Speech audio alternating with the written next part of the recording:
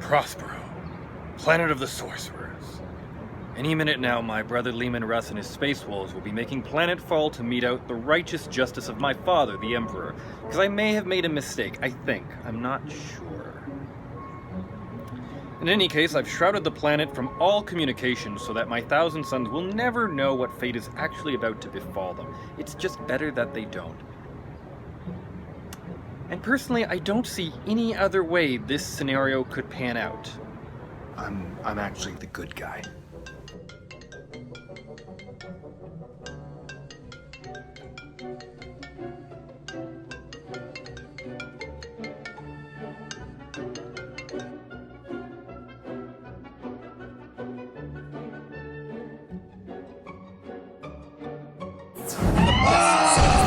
I am the best.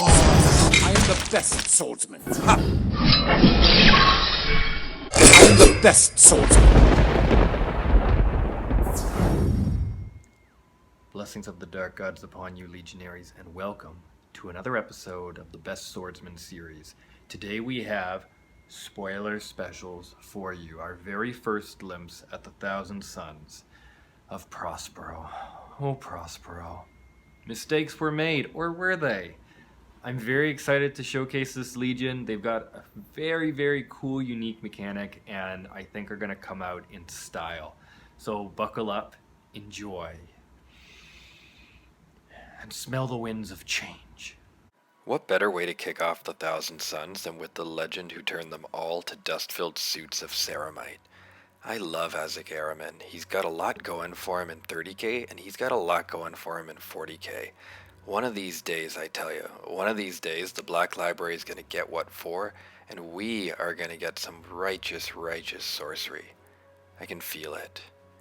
And Araman's also an RA guy to just start off our showcase here, because he captures two of the keyword mechanics, and especially the first one, Psyker, is what's going to make Thousand Sons really stand out.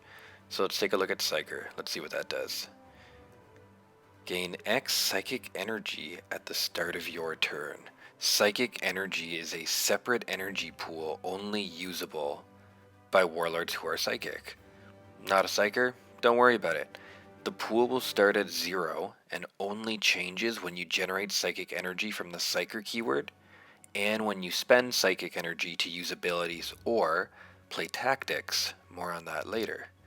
Psychic energy is not normal energy, cannot be used as normal energy, and also, unlike normal energy, it has no limit. Yes, psychic energy, like the warp, is infinite.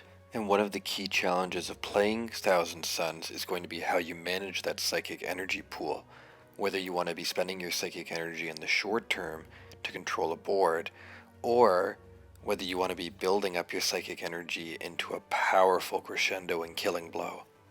And psychic energy is going to be used for both abilities and tactics.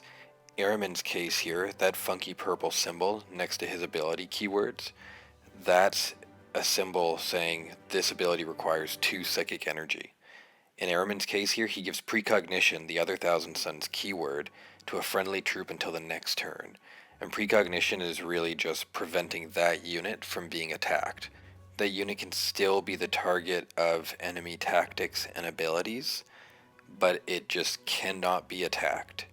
It cannot be picked out by the enemy to be attacked.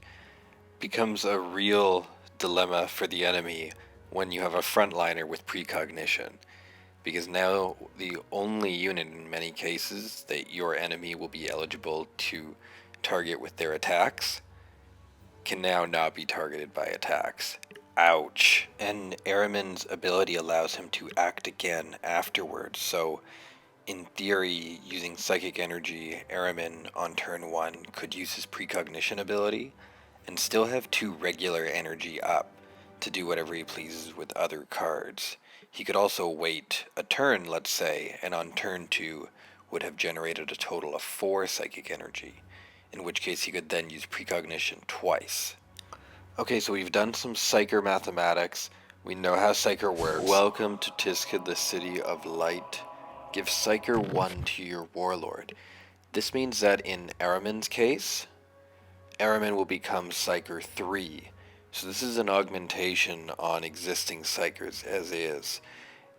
If there are Thousand Sons warlords who aren't Psychers, they'll become Psyker 1 with this ability as well, but I have the sneaking suspicion that they're all going to be quite psychic. So this really is an augmentation tactic that's kind of like the weapon tactics of other legions. This will turn Aramin to Psyker 3, and who knows what it's going to do for Magnus. But now what can we do with our psychic energy? Oh, we can do lots of damage. And this is just the tip of the iceberg, really. This is just the first psychic power that we're seeing. Witchfire. So that's the psychic energy cost up in the top corner. Although it's labeled as a psychic power, just as a sort of subcategory, for all intents and purposes, it is a tactic.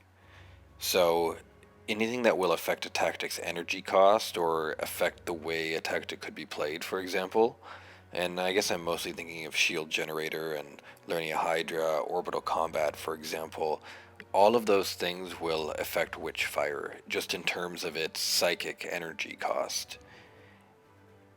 But looking at the card itself, it's exactly what it appears to be.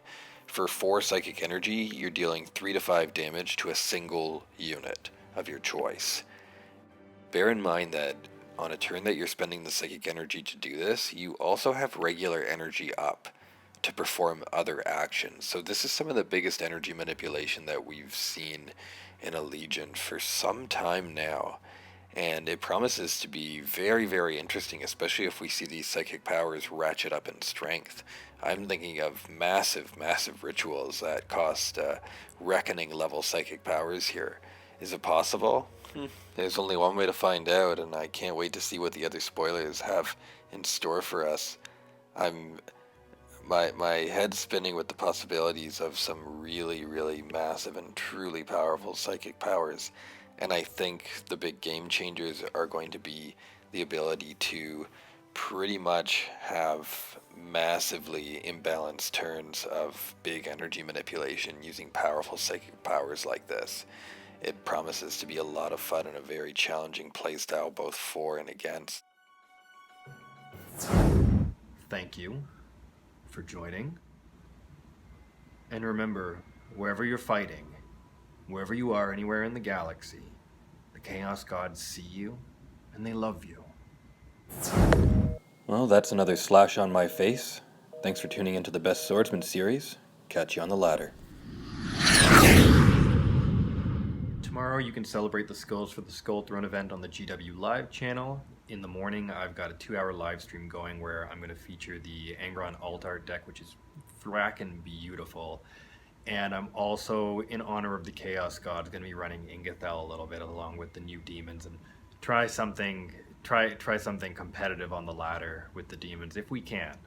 So we'll have some fun with that if you're available. I'd love to see you there.